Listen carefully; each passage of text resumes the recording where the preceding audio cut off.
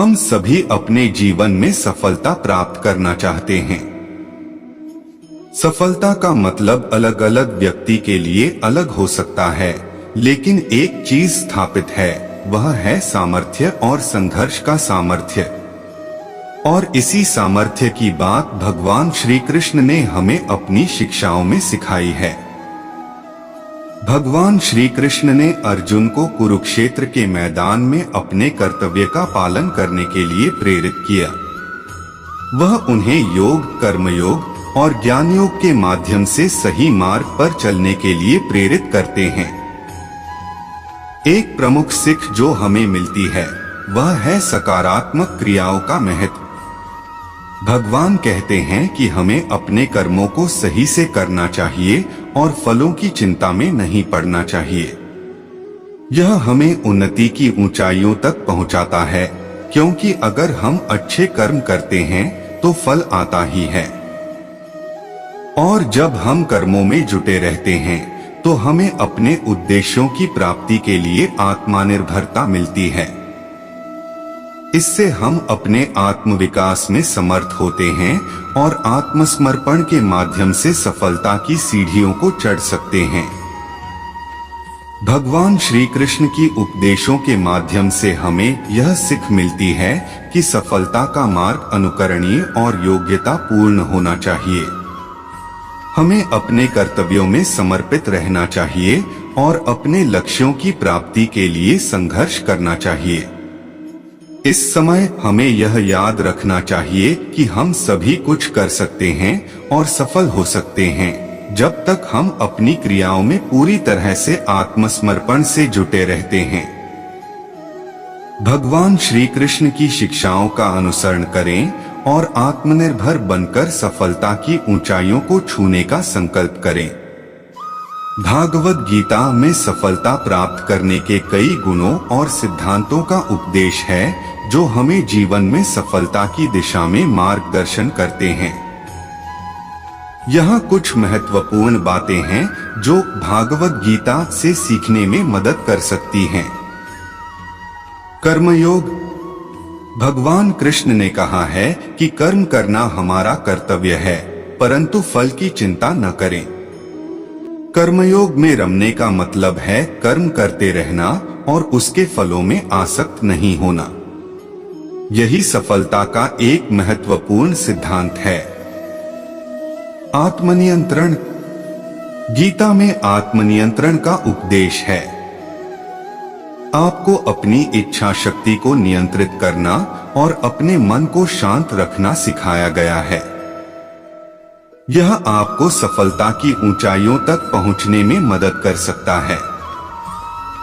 समर्पण और भक्ति। भगवान कृष्ण ने भक्ति का महत्व बताया है। आपको अपने कार्यों को भगवान के समर्पण में करना चाहिए। समर्पण और भक्ति से आप सफलता की सीढ़ियों को चढ़ सकते हैं। ज्ञान का मूल्य। गीता में ज्ञान का महत्व बहुत बार बताया गया है। आपको अपनी अंधकार से बाहर निकलकर ज्ञान की ओर बढ़ना चाहिए। ज्ञान से आत्मा का उद्धार होता है और सफलता आती है। सहिष्णुता और सामर्थ्य। गीता में सहिष्णुता, तितिक्षा और सामर्थ्य का महत्वपूर्ण स्थान है। यह आपको कठिनाइयों के साथ सामंजस्य बनाए रखने और उन्हें पार करने में मदद कर सकता है। भगवत गीता के उपदेशों को अपने जीवन में अमल करके सफलता की पथ पर चलना संभव है। यह आपको धर्मपरायण, आत्मनिर्भर और सफल बनाने की प्रेरणा प्रदान कर सकता है। श्रीमद् भगवत गीता दोस्तों, ये सिर्फ एक किताब ही है जो हमें अपने पूरे जीवन का सच्चा महत्व समझाती है। मनुष्य का जीवन ही संघर्ष से भरा हुआ है। सुख दुख, सर्दी गर्मी या और भी कठिन परिश्रम से जुड़े हुए हैं। जीवन में कैसा भी समय क्यों न हो, आपको उससे घबराना नहीं है, बल्कि उस चुनौती से लड़ना है। कभी अगर आपको जीवन की स्थितियों पर रोना आए तो एक बार श्री कृष्ण की जीवनी पर नजर जरूर डाल लें। रोना बंद कर देंगे आप। श्री कृष्ण ने एक जेल में जन्म लिया था और जन्म लेने के तुरंत बाद ही उन्हें रात में ही उफनती यमुना पार कर गोकुल ले जाया गया। तीसरे दिन ही राक्षसनी पूतना उन्हें मारने आ पहुंची और यहाँ से जो संघर्ष का सिलसिला शुरू हुआ वह देह त्यागने तक बना रहा। भगवान श्री कृष्ण का जीवन कहता है, आप कोई भी हो, संसार में आए हैं तो जब तक जीवन है आपको संघर्ष करना ही होगा। वे चाहे श्री कृष्ण हो या पुरुषोत्तम श्री राम, मानव अवतार लेकर परमात्मा भी सांसारिक चुनौतियों से बच नहीं पाए। लेकिन श्री कृष्ण ने कभी किसी बात की शिकायत नहीं की। हर परिस्थिति को जिया और जीता।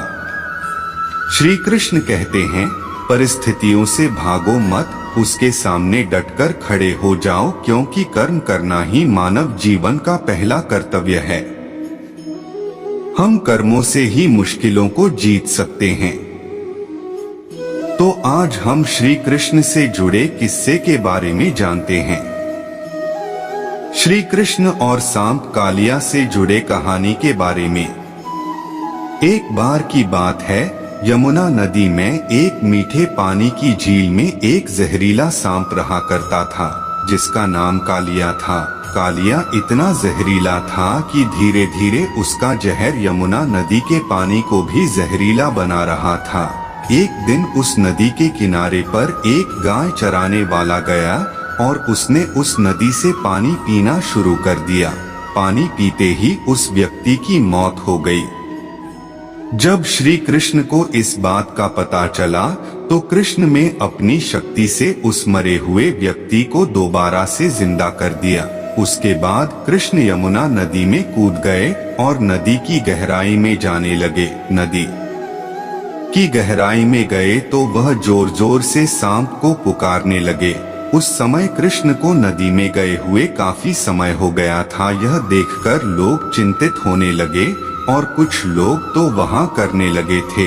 उसके बाद कालिया सांप नदी के अंदर से बाहर निकला और श्री कृष्ण के सामने आया। सामने आते ही श्री कृष्ण पर आक्रमण कर दिया। देखते ही देखते श्री कृष्ण उस कालिया सांप के सर पर नाचने लगे। वह कालिया सांप 1000 सर वाला विशाल सांप था। श्री कृष्ण इतनी तेजी से नाचने लगे थे कि कालिया सांप के मुंह से खून निकलने लगा। जब यह बात कालिया की पत्नी को पता चली तो वह श्री कृष्ण के सामने कालिया के जीवन की भीख मांगने लगी। श्री कृष्ण ने कालिया सांप को जमुना नदी को छोड़कर रामान का द्वीप में जाने के लिए कहा और उसे यह आश्वासन भी दिया उन पर कभी भी गरुड़ हमला नहीं करेंगे, क्योंकि उसके सिर के ऊपर कृष्ण के पैरों के निशान छप चुके हैं। यह सुनकर कालिया सांप बहुत ज्यादा खुश हो गया और फिर वह अपनी पत्नी के साथ यमुना नदी को छोड़कर वहां से दूर चला गया। इस प्रकार श्री कृष्ण ने कालिया सांप से गांव वालों की रक्षा की। तो दोस्तों, हमें भी श्री कृष्ण की ही तरह आने वाली चुनौतियों से डट कर सामना करना चाहिए, ना कि डर कर हार मानना। भगवद गीता में श्री कृष्ण ने कहा है कि आप कितने भी अच्छे कर्म कर लो, लेकिन समाज आपके बुरे कार्यों को ही सदैव याद रखता है। इसलिए लोग क्या कहेंगे यह सोचने से बेहतर है कि आप अपना कर्म करें। जन्म लेने वाले के लिए मृत्यु उसी प्रकार निश्चित है जितना कि मरने वाले के लिए जन्म लेना। इसलिए इस विषय पर शोक मनाना व्यर्थ है। गीता में कहा गया है, जो इंसान किसी की कमी को पूरी करता है वो सही अर्थों में महान होता है। तुम्हारे साथ जो हुआ वह अच्छा हुआ, जो हो रहा है वो भी अच्छा है और जो होगा वो भी अच्छा होगा। गीता के अनुसार जिंदगी में हम कितने सही हैं और कितने गलत हैं यह केवल 2 लोग जानते हैं, एक परमात्मा और दूसरी हमारी अंतरात्मा। जीवन का आनंद ना तो भूतकाल में है और ना भविष्य काल में, बल्कि जीवन तो बस वर्तमान को जीने में है। जब तक शरीर है तब तक कमजोरियां तो रहेगी ही, इसलिए कमजोरियों की चिंता छोड़ो और जो सही कर्म है उस पर अपना ध्यान लगाओ। अर्जुन, तुम भला क्यों रोते हो? तुमने जो खोया क्या वह तुमने पैदा किया था? आज जो तुम्हारा है वह कल किसी और का होगा, क्योंकि परिवर्तन ही संसार का नियम है।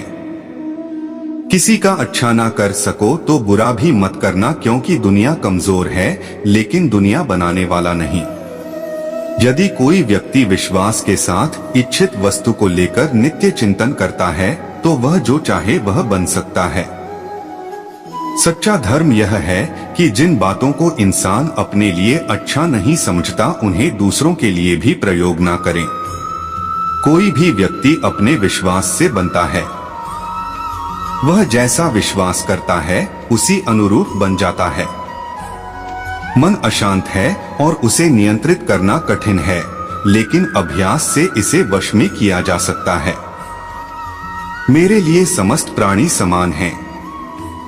ना तो कोई मुझे अत्यधिक प्रिय है और ना ही कम, लेकिन जो मेरी भक्ति पूरे मन से करते हैं मैं सदैव आवश्यकता पड़ने पर उनके काम आता हूँ। मन की शांति से बढ़कर इस संसार में कोई भी संपत्ति नहीं है। जो मनुष्य फल की इच्छा का त्याग करके केवल कर्म पर ध्यान देता है वह अवश्य ही जीवन में सफल होता है। कोई भी इंसान जन्म से नहीं बल्कि अपने कर्मों से महान बनता है। अपना, पराया, छोटा, बड़ा इत्यादि को भूलकर यह जानो कि यह सब तुम्हारा है और तुम प्रति एक के हो। बिना फल की कामनाएं ही सच्चा कर्म है। ईश्वर चरण में हो समर्पण वही केवल धर्म है। जो व्यक्ति क्रोध करता है उसके मन में भ्रम पैदा होता है, जिससे उसका बौद्धिक तर्क नष्ट हो जाता है और तभी व्यक्ति का धीरे धीरे पतन होने लगता है। गीता में लिखा है, जब इंसान की जरूरत बदल जाती है तब इंसान के बात करने का तरीका बदल जाता है। इस संपूर्ण संसार में अब कीर्ति मृत्यु से भी अधिक खराब होती है। सदैव संदेह करने वाले व्यक्ति के लिए प्रसन्नता ना इस लोक में है ना ही कहीं और। जीवन में सफलता का ताला दो चाबियों से खुलता है, एक कठिन परिश्रम और दूसरा दृढ़ संकल्प। जो मन को नियंत्रित नहीं करते उनके लिए वह शत्रु के समान कार्य करता है।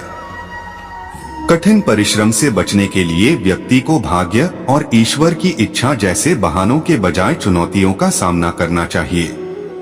गीता में कहा गया है, कोई भी अपने कर्म से भाग नहीं सकता, कर्म का फल तो भुगतना ही पड़ता है।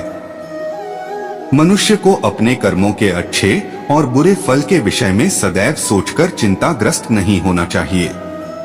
मनुष्य अपने विश्वास से निर्मित होता है। जैसा वह विश्वास करता है वैसा वह बन जाता है। जो मनुष्य प्रतिदिन खाने, सोने और आमोद प्रमोद के कार्यों में लिप्त रहता है वह नियमित तौर पर योगाभ्यास करके समस्त क्लेशों से छुटकारा पा सकता है। जब इंसान अपने काम में आनंद खोज लेते हैं तब वे पूर्णता प्राप्त करते हैं। श्रीमद् भागवत गीता का मुख्य उद्देश्य मानव कल्याण करना है। इसलिए प्रत्येक मनुष्य को सदैव मानव कल्याण की ओर अग्रसरित रहना चाहिए। माफ करना और शांत रहना सीखिए, ऐसी ताकत बन जाओगे कि पहाड़ भी रास्ता देंगे। व्यक्ति को अपनी इंद्रियों को वश में रखने के लिए बुद्धि और मन को नियंत्रित रखना होगा। जो होने वाला है वो होकर ही रहता है और जो नहीं होने वाला वह कभी नहीं होता। ऐसा निश्चय जिनकी बुद्धि में होता है उन्हें चिंता कभी नहीं सताती है। किसी भी व्यक्ति को ना तो समय से पहले और ना ही भाग्य से अधिक कुछ मिलता है, लेकिन उसे सदैव पाने के लिए प्रयत्नशील रहना चाहिए। इंसान हमेशा अपने भाग्य को कोसता है, यह जानते हुए भी कि भाग्य से भी ऊंचा उसका कर्म है जिसके स्वयं के हाथों में है। व्यक्ति को आत्मज्ञान के माध्यम से संदेह रूपी अज्ञानता को समाप्त करना चाहिए। मैं उन्हें ज्ञान देता हूँ जो सदा मुझसे जुड़े रहते हैं और जो मुझसे प्रेम करते हैं। सत्य कभी दावा नहीं करता कि मैं सत्य हूँ, लेकिन झूठ हमेशा दावा करता है कि सिर्फ मैं ही सत्य हूँ। परिवर्तन संसार का नियम है। समय के साथ संसार में हर चीज परिवर्तन के नियम का पालन करती है। हालांकि मैं भूत, भविष्य और वर्तमान काल के तीनों जीवों को जानता हूँ, लेकिन मुझे वास्तव में कोई नहीं जानता है। संयम, सदाचार, स्नेह एवं सेवा ये गुण सत्संग के बिना नहीं आते। मनुष्य जिस रूप में ईश्वर को याद करता है, ईश्वर भी उसे उसी रूप में दर्शन देते हैं। अपने कर्तव्य का पालन करना ही प्रकृति द्वारा निर्धारित किया हुआ हो, वह कोई पास नहीं है। सज्जन व्यक्तियों को सदैव अच्छा व्यवहार करना चाहिए, क्योंकि इन्हीं के पद चिन्हों पर सामान्य व्यक्ति अपने रास्ते चुनता है। बुद्धिमान को अपनी चेतना को एकजुट करना चाहिए और फल के लिए इच्छा छोड़ देनी चाहिए। मन अवश्य ही चंचल होता है, लेकिन उसे अभ्यास और वैराग्य के माध्यम से वश में लाया जा सकता है। इंद्रियों की दुनिया में कल्पना सुखों की प्रथम शुरुआत है और अंत भी जो दुख को जन्म देता है। इस संपूर्ण संसार में कोई भी व्यक्ति महान नहीं जन्मा होता है, बल्कि उसके कर्म उसे महान बनाते हैं। जीवन में कभी गुस्सा या क्रोध ना करे, यह आपके जीवन के ध्वंस कर देगा। हे पार्थ, मैंने और तुमने अपने कर्तव्यों को निभाने के लिए धरती पर कई अवतार लिए हैं, लेकिन मुझे याद है और तुम्हें नहीं। वासना, क्रोध और लालच नरक के 3 दरवाजे हैं।